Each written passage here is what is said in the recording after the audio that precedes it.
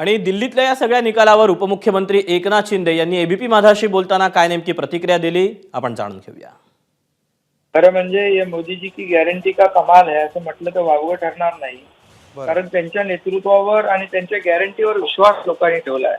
महाराष्ट्र पाठोपाठ दिल्लीमधील मतदारांनी देखील मोदीजींच्या नेतृत्वावर विश्वास व्यक्त केला आणि त्यामुळे हा विजय 27 वर्षानंतर यांना मिळाला आणि केजरीवाल देखील स्वतः याच्यामध्ये पराभूत झाले।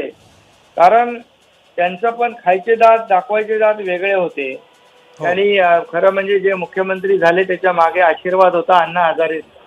अण्णा हजारेंचे कष्ट मेहनत आणि त्यांची प्रेरणा ते नंतर मुख्यमंत्री झाल्यावर विसरले आणि म्हणून म्हणतात ना एक चेहरे पे कई चेहरे लगा लेते लोग, अशा प्रकारचं त्यांचं करनी कुछ कतनी कुछ, खायचे दात दाखवायचे वेगळे खायचे वेगळे, हे सगळं आपण पाहिलं। मग दारू घोटाळा आला, इतर भ्रष्टाचार आला, या सगळ्या गोष्टी लोकांच्या समोर आल्या आणि म्हणूनच दिल्लीकरांवरचं गेले 10 वर्ष असलेलं आपचं संकट यामुळे दूर झालेलं आहे आणि त्याचबरोबर दिल्लीच्या विकासावर आलेली आपदा देखील टळलेली आहे मोदीजींच्या नेतृत्वामुळे।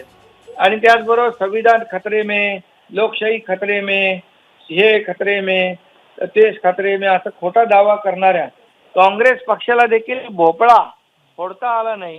तिसऱ्यांदा त्यांनी हॅट्रिक केली, त्यांना देखील चारी मुंड्या चित व्हावं लागलं। एबीपी माझा, उघडा डोळे बघा नीट।